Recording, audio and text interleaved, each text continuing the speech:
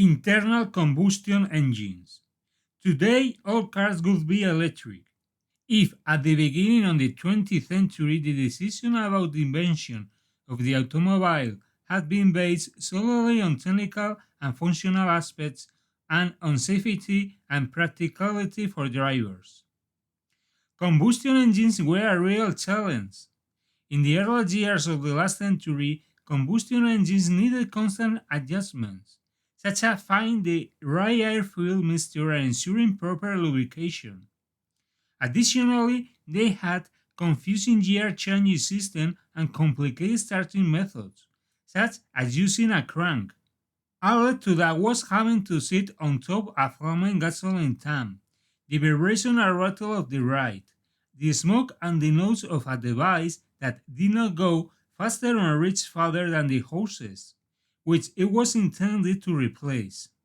Carl Glenn invented the first car with an internal combustion engine in January 1886. It maintained constant competition with other alternative technologies, while some options, such as water race or compressed air engines, were more conceptual. There were two that really stood out. One of them was the steam engine, a robust and reliable technology that had demonstrated its superiority in industrial environments and in train transportation. However, its application in smaller private vehicles presented several significant drawbacks. 45 minutes for the bullet to be adequately pressurized before it could be started and loaded with the supply of fuel, wood or coal, and water, which required refueling every few kilometers. The result, furthermore, was high consumption, with rates that could reach 3 liters per kilometer. As steam did not prove to be a viable option, during these initial years, electric vehicles appeared as the most logical alternative.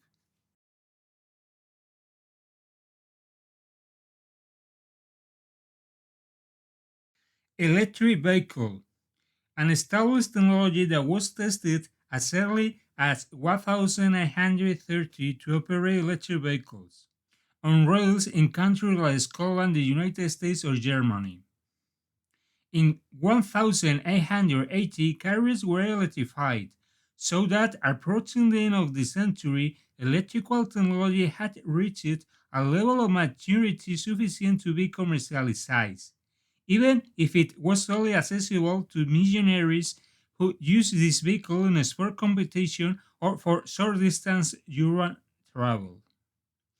These first electrical could not compete in speed and distance travel with other types of cars. They offer significant advances that offset this limitation. Silent operation, no odor or smoke, reliable and easy to use. A promising future that predicted that they would rule the market. In 1896, the first automobile competition was held. It was in the United States, and among the six cars that competed, five were powered by gasoline and one, the winner, was powered by electricity. A few years later, when an electric vehicle at French River achieved the first recognized speed record, and just a few months later in March 1899, Camille Ganassi exceeded 100 kilometers per hour for the first time driving La Yamaha Content, they never satisfied.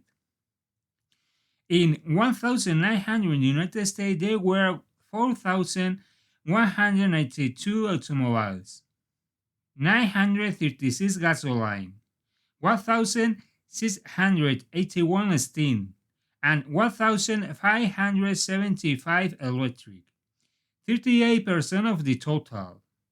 During that same year, 12 American companies were dedicated to the production of electric cars with range of up to 70 kilometers and maximum speed of 4 kilometers per hour. Figures considered appropriate for the time, especially in the metropolis like New York, where up to half of the vehicles, including many taxis, were electric.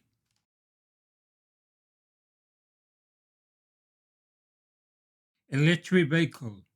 The key year for electric vehicle was 1912.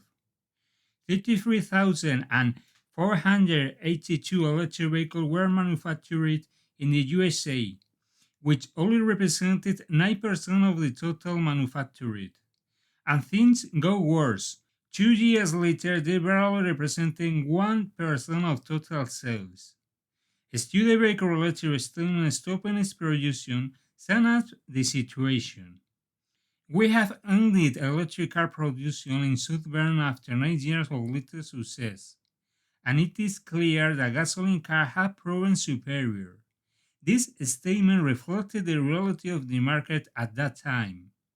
The Mercedes Simplex launched in 1902, marking a significant advance in the evolution of the internal combustion engine. Although it still required constant manual lubrication, compression in the cylinder had to be generated manually and needed a crank to start, with a heavy 40 kilograms flywheel.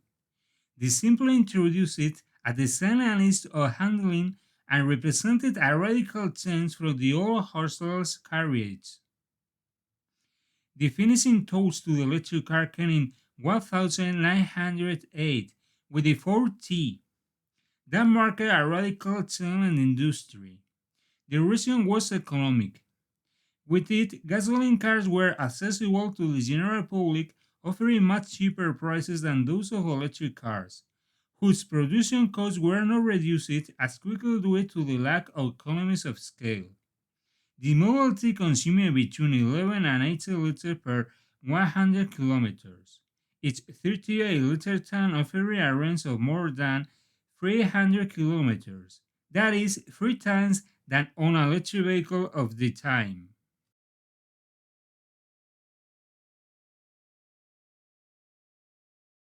Electric vehicle. 4 years later, Charles Kettering patented an engine with an electric start. Cadillac installed it for the first time in a production car, thereby eliminating one of the last and most cumbersome sacrifices required by internal combustion engines, operating the starter crank before each trip. At the same time, the use of the silencing spread, which reduced the noise emitted by the exhaust pipes. Immense oil reserves were also located in the United States and other places, which contributed to the stabilization of fuel prices. This coincided with a growth in refueling infrastructure and the development of the rail network. This disadvantage of the range of electric vehicles was the key for most manufacturers to stop producing them. More than 100 years of waiting. Electricity was ruled out as an option to move private cars, relegating electric motors to use on railways, trams, and trolleybuses. Despite the oil crisis of 1970, which skyrocketed crude oil prices, the focus was optimizing internal combustion engines, without energy alternative gaining ground. The technological evolution of electric cars once again achieved notable results in the first half of 1990s, which was the starting signal for the reality we live in today.